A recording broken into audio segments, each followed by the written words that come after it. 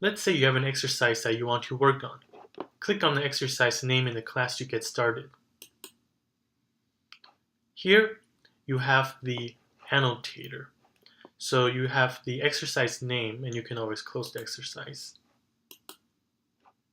And you can select your disease here. In this case, the professor has assigned 2 diseases to annotate. You can switch back and forth here. Okay, so let's try to do FRDA. Since I'm not an expert in biomedicine, I'm going to be using a cheat sheet. Let's see here.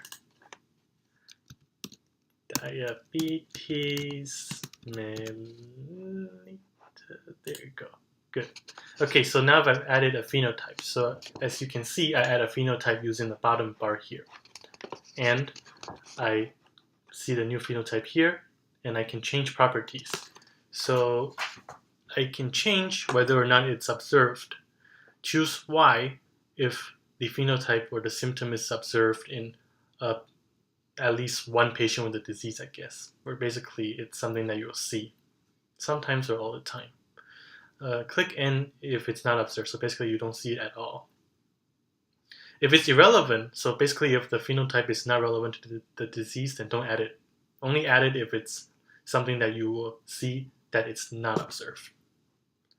Okay, so here you have the frequency. Select the frequency, or basically the number of, or the percentage of patients who will have this symptom if they have the disease.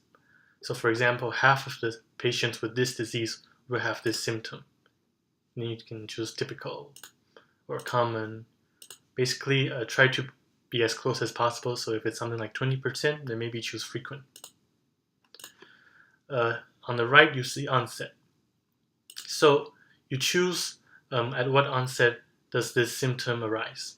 So is it neonatal? Is it childhood? And if you don't know these terms, there are years here, basically. So just match up the years. If you choose antenatal or adult, there are actually some stuff you can set in details. So actually, I'll go to the details right now. In details, you can set the pace of progression, the severity, the temporal pattern, the spatial pattern.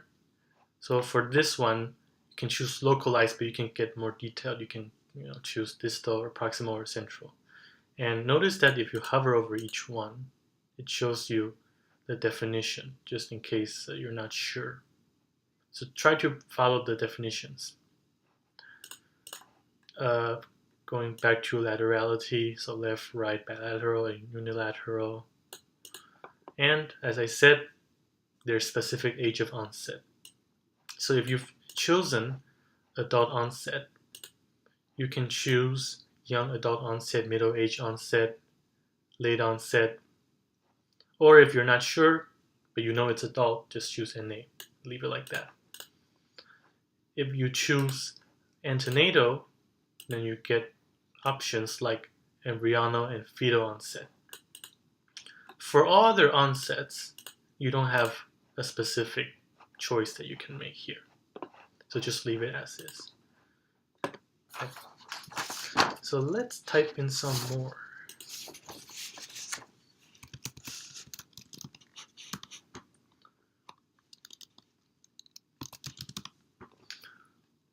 By the way, when you hover over each phenotype, you see the definition. Same here. Okay, so why don't we keep going?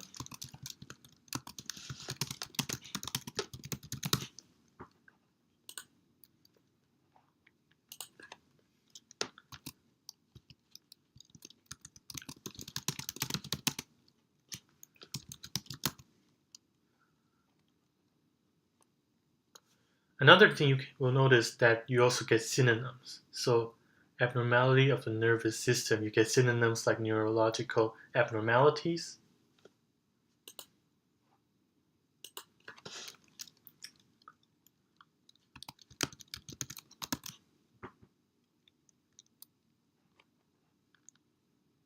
So for example, for areflexia, you can be more specific or more general. So let's say I choose areflexia of lower limbs, even though in fact it's just general areflexia.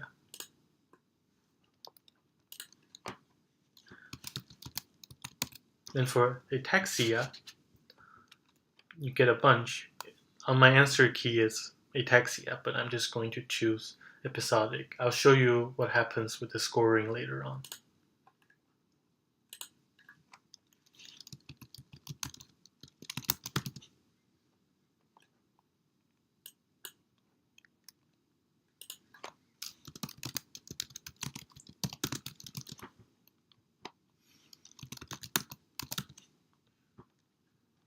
Okay, so that's for this one, and for the final system we have scoliosis.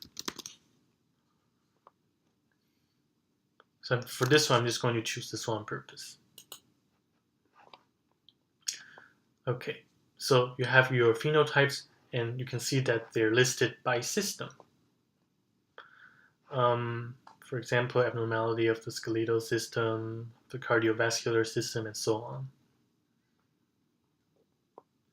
Now what I'm going to do is to set the onset.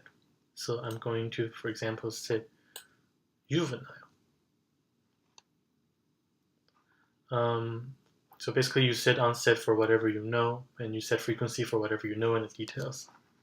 Likewise.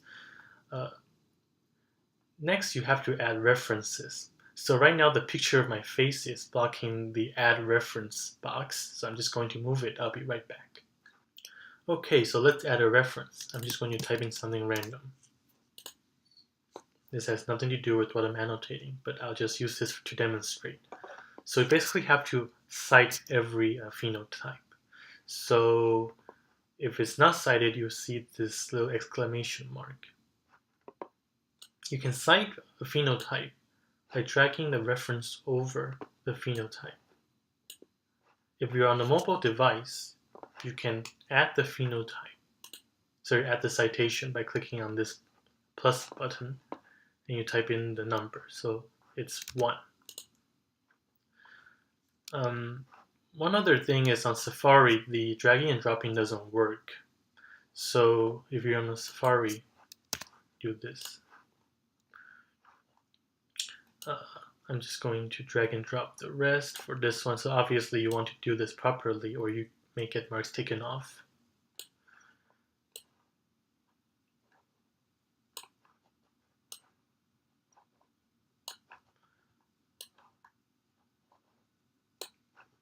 Okay, so they're all cited. Let's submit, and you can't because you forgot to do the other disease. The other disease is this one.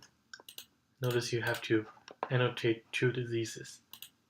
So for this one, I'm just going to do it randomly because I don't want to keep doing this all day.